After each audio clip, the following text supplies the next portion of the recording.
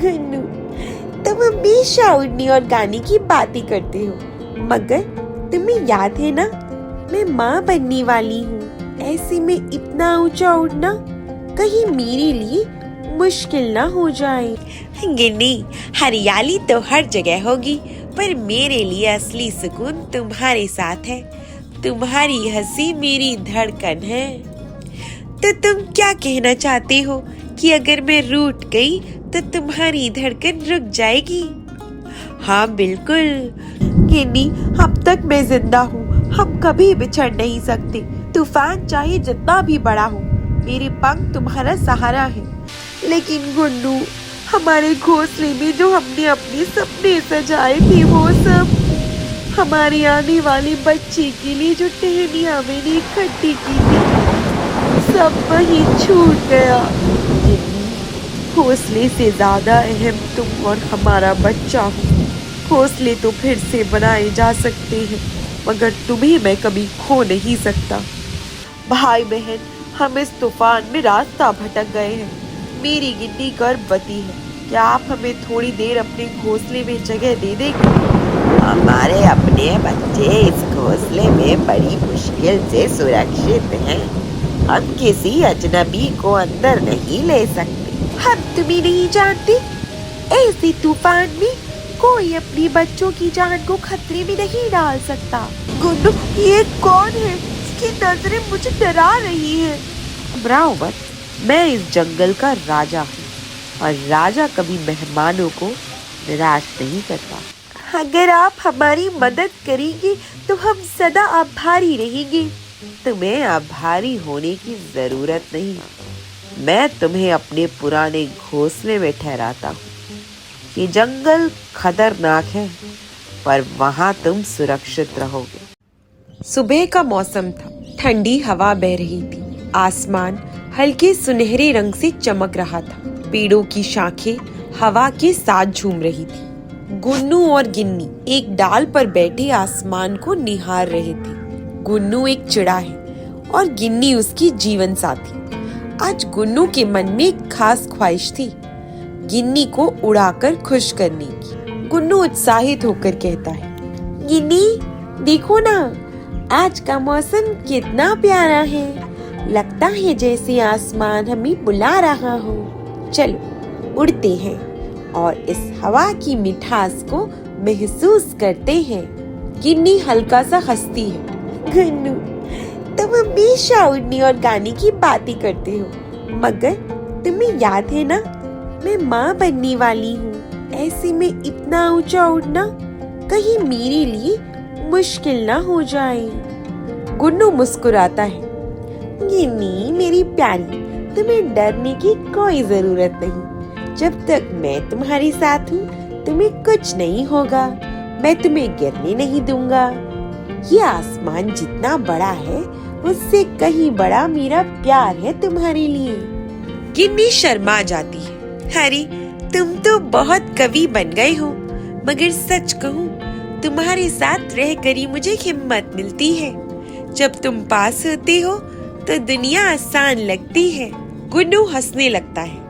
तो फिर देर किस बात की, आओ आज इस आसमान में उड़ते उड़ते हम अपनी मोहब्बत का नया गीत गाएंगे। दोनों ने अपने पंख फैलाए और धीरे धीरे आसमान की ओर उड़ चले। हवा के झोंकों में गुन्नू कभी गिन्नी का हाथ थाम लेता, कभी उसकी आंखों में झांक लेता। गिन्नी शर्म से मुस्कुराती और फिर आसमान की ओर देखने लगती। गुन्नू देखो कितनी हरियाली फैली है नीचे, पेड़ों का ये समुंदर कितना सुंदर लग रहा है।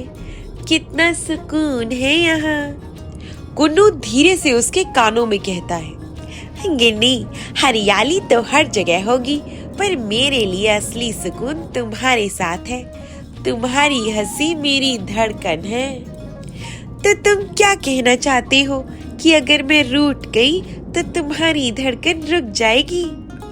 हाँ बिल्कुल, तुम्हारे बिना मेरी उड़ान अधूरी है। तुम्हारे बिना यह आसमान खाली है। तुम्हारे बिना मैं गुन्नू नहीं रहूंगा। गिन्नी भावुक हो जाती है। सच में कभी सोचा नहीं था कि मुझे इतना गहरा प्यार मिलेगा। मुझे लगता है हमारा बच्चा भी तुम्हारी तरह मजबूत और प्यारा होगा। गुन्नू हंसने लगता है, और मेरी तरह जिद्दी भी होगा। गिन्नी हंसते हुए उसके कंधे से लग जाती है। जिद्दी तो होगा, मगर माँ जैसा दिल भी होगा। दोनों ऊंचाइयों में उड़ते रहे, हवा के साथ गुनगुनाते, आसमान में तैरते। वे अपने प्यार के पलों में खो गए। उन्हें नहीं पता था कि ये खूबसूरत उड़ान जल्द ही एक खतरनाक तूफान की ओर उन्हें लेकर जा रही है। सूरज धीरे धीरे सिर पर चढ़ रहा था। आसमान का नीला रंग अब हल्का पीला और धुंधला सा हो रहा था। गिन्नी और गुन्नू आसमान की ऊंचाइयों पर उड़ते उड़ते एक दूसरे से बातें कर रहे थे। दोनों इतने खोए हुए थे कि उन्हें बदलते मौसम का अंदाजा ही नहीं हुआ। गिन्नी खुश हो जाती है। गुन्नू, ये उड़ान कितनी प्यारी है। लगता है जैसे हम दोनों ही आसमान के मालिक हो। हाँ गिन्नी, ये आसमान भी हमारी मोहब्बत के आगे छोटा लगता है। तुम्हारी मुस्कान मेरे लिए सूरज की रोशनी है। गिन्नी उसकी आंखों में देखते हुए जवाब देती है, और तुम्हारा साथ मेरे लिए छाव है। लेकिन तभी आसमान में हल्की हल्की गरज शुरू हुई। बादल घिरने लगे। पहले हल्की हवा चली, फिर अचानक तेज झोंके चलने लगी। गिन्नी डर जाती है। गुन्नू, ये आवाज कैसी है? आसमान अचानक इतना काला क्यों हो गया? गुन्नू उसे शांत करने की कोशिश करता है। डरो मत गिन्नी, ये बस बादलों का खेल है। थोड़ी देर में सब ठीक हो जाएगा। पर कुछ ही पलों में बादल गरजने लगे, बिजली चमकने लगी। चारों ओर से काले बादलों ने सूरज को ढक लिया। दिन होते हुए भी अंधकार छा गया। गिन्नी घबराकर गुन्नू के पंखों से लिपट जाती है। गुन्नू, मुझे बहुत डर लग रहा है, कहीं हम बिछड़ न जाएं। गुन्नू मजबूती से उसके पंख पकड़ता है। गिन्नी, अब तक मैं जिंदा हूँ, हम कभी बिछड़ नहीं सकते। तूफान चाहे जितना भी बड़ा हो, मेरे पंख तुम्हारा सहारा है। लेकिन मैं अकेली नहीं गुन्नू, मेरे अंदर हमारी नई जिंदगी पल रही है। अगर हमें कुछ हो गया तो मैं आसमान से लड़ जाऊंगा, पर तुम्हें और हमारे बच्चे को कुछ नहीं होने दूंगा। तूफान और भी भयानक हो गया। तेज हवा उन्हें इधर उधर धकेलने लगी।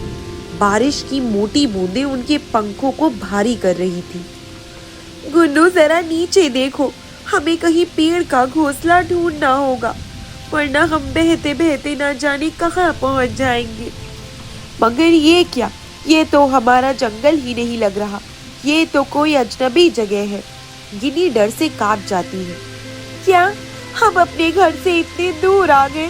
हम अब कहाँ जाएंगे? गुन्नू उसका हौसला बढ़ाता है। गिन्नी, तुम मेरा बस पंख कसकर पकड़ लो। तूफान चाहे कितना भी खड़ा हो, मैं तुम्हें जमीन तक सुरक्षित ले आऊंगा। हवा इतनी तेज थी कि वे किसी डाल पर उतरने की कोशिश भी करते तो तुरंत उखड़कर उड़ जाते। ऊपर आसमान में कड़कती बिजली, नीचे अनजान जंगल का अंधेरा। गिन्नी और गुन्नू दोनों की सांसें थमी हुई थी। गुन्नू, अगर हम कहीं उतर नहीं पाए तो भी मैं तुम्हें गिरने नहीं दूंगा, चाहे अपनी जान ही क्यों न देनी पड़े। बारिश अब मूसलधार हो चुकी थी। गिन्नी थक चुकी थी, उसका शरीर भारी लग रहा था, लेकिन गुन्नू ने उसे अपने पंखों से ढक लिया और धीरे धीरे आसमान में टिके रहने की कोशिश करता रहा। इस अनजान अंधेरे में दोनों को बस एक दूसरे का सहारा था। तूफान कई घंटों तक चलता रहा। गिन्नी और गुन्नू दोनों भीगकर थक चुके थे। आखिरकार हवा ने उन्हें बहुत दूर किसी अनजान जंगल में पहुंचा दिया। नीचे हरियाली तो थी, मगर सब कुछ अनजान। हर डाल, हर पेड़, हर घोंसला उनके लिए नया था। आसमान अभी भी धुंधला था और बारिश की बूंदें गिर रही थी। गुन्नू, ये कौन सी जगह है? मुझे तो ऐसा लग रहा है जैसे हम अपने घर से बहुत दूर आ गए हैं।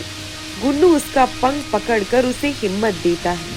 हाँ गिन्नी, ये हमारा जंगल नहीं है, पर तुम चिंता मत करो, जब तक हम साथ हैं हर जगह घर जैसी ही होगी। लेकिन गुन्नू, हमारे घोंसले में जो हमने अपने सपने सजाए थे वो सब, हमारे आने वाले बच्चे के लिए जो टहनियां मैंने इकट्ठी की थी, सब वही छूट गया।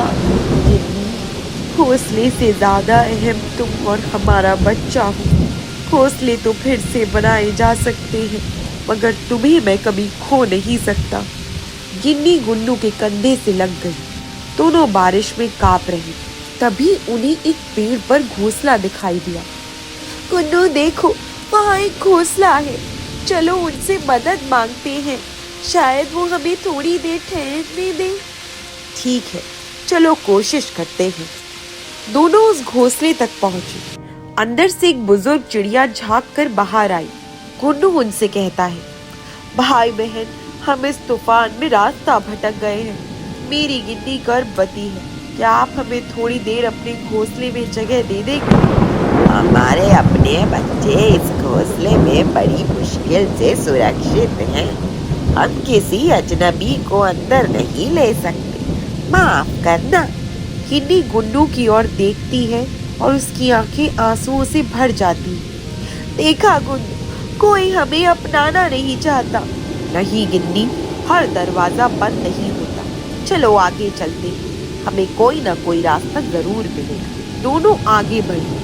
एक और घोंसले पर दस्तक दी, मगर वहां से भी वही जवाब मिला। हम तुम्हें नहीं जानते, ऐसे तूफान में कोई अपने बच्चों की जान को खतरे में नहीं डाल सकता। गुन्नू, हमें सब ठुकरा रहे हैं। लगता है इस अनजान जंगल में हम अकेले हैं। गिन्नी अकेले नहीं, जब तक मैं हूँ तुम कभी अकेली नहीं हो। याद रखो, मेरा हर पंख तुम्हारा सहारा है। बारिश अब धीरे धीरे थम रही थी, मगर अंधेरा और धुंध चारों ओर फैल चुकी थी। जंगल की परछाइयां डरावनी लगने लगी। तभी दूर से भारी कदमों की आहट सुनाई। गुन्नू, वो आवाज कैसी है? शायद कोई बड़ा पक्षी या जानवर आ रहा है हमारी तरफ। और तभी पेड़ों की छाया से एक काला साया उभरा। वो था जग्गा काली, काला कौवा, जो इस जंगल का नामी शिकारी और चतुर दुश्मन माना जाता था। घना अंधेरा और बारिश की बूंदें अब भी टपक रही। गिन्नी और गुन्नू पेड़ की एक डाल पर बैठे थे कि अचानक काले पंखों वाला एक बड़ा कौवा, जग्गा कालिया, उनके सामने आओ। उसकी आंखों में चमक थी और चोंच पर चालाक मुस्कान। अरे अरे, ये कौन नए मेहमान है मेरे जंगल में? लगता है तूफान तुम्हें हमारे इलाके में खींच लाया। गिन्नी डर जाती है और गुन्नू के पास सिमट जाती है। गुन्नू, ये कौन है? इसकी नजरें मुझे डरा रही है। गुन्नू साहस जुटाकर जवाब देता है, हम रास्ता भटक गए हैं भाई, हमारी मदद कीजिए। मेरी गिन्नी गर्भवती है, हमें बस थोड़ी देर किसी सुरक्षित जगह चाहिए, फिर हम अपने जंगल लौट जाएंगे। जग्गा कालिया चालाकी से मुस्कुराता है। ओह, तो कहानी ये है, घबराओ मत, मैं इस जंगल का राजा हूँ और राजा कभी मेहमानों को निराश नहीं करता। गिन्नी ने थोड़ी राहत की सांस ली, मगर गुन्नू की नजरें जग्गा कालिया के चेहरे पर ठहर गई। उसकी मुस्कान में कुछ अजीब था। अगर आप हमारी मदद करेंगे तो हम सदा आभारी रहेंगे। तुम्हें आभारी होने की जरूरत नहीं, मैं तुम्हें अपने पुराने घोंसले में ठहराता हूँ। ये जंगल खतरनाक है, पर वहाँ तुम सुरक्षित रहोगे। गुन्नू को थोड़ा संदेह होता है। पुराना घोंसला? मगर अब आप कहाँ रहते हैं? अब मैं पहाड़ों की गुफा में रहता हूँ, पर ये घोंसला भी मेरा ही। चलो, मैं तुम्हें दिखाता हूँ। जग्गा कालिया उन्हें जंगल की गहराई में अपने पुराने घोंसले तक ले गए। घोंसला बड़ा था, मजबूत टहनियों से बना हुआ। गिन्नी ने चैन की सांस ली और अंदर जाकर बैठ गई। गुन्नू, देखो ना, कितनी राहत मिल रही है। आखिर हमें एक ठिकाना मिल ही गया। हाँ गिन्नी, मगर मैं इस कौवे पर पूरी तरह भरोसा नहीं करता। गुन्नू, हर कोई बुरा नहीं होता, शायद हम गलत सोच रहे हो। जग्गा कालिया उनके पास आता है। आराम करो, रात यहीं बिताओ। कल देखेंगे तुम्हें कैसे तुम्हारे जंगल पहुंचाया जाए। गिन्नी और गुड्डू ने उसे धन्यवाद दिया। गिन्नी जल्दी ही थक कर सो गई, मगर गुड्डू को नींद नहीं आ रही। उसके दिल में बेचैनी थी। उधर जग्गा कालिया अपनी असली ठिकाने पहाड़ों की गुफा में पहुंचा। वहां उसके साथी कौवे और शिकारी पक्षी उसका इंतजार कर रहे थे। जग्गा कालिया अपने साथियों के पास जाकर जोर से हंसने लगता है। सुनो मेरे साथियों, आज किस्मत ने हमें अच्छा शिकार दिया है। तूफान से भटके दो मासूम पक्षी मेरे पुराने घोंसले में हैं। सुबह होते ही हमारे पेट भरेंगे। पहला साथी कौवा बहुत लालची हो जाता है। वाह राजा, तू तो कमाल कर लाया। दूसरा साथी भी क्रूर हंसी हंसता है। सुबह का नाश्ता तो मजेदार होगा। इधर घोंसले में गिन्नी गहरी नींद में। गुड्डू बेचैन होकर इधर उधर देख रहा था। उसे अंदेशा था कि कुछ गलत जरूर होने वाला है।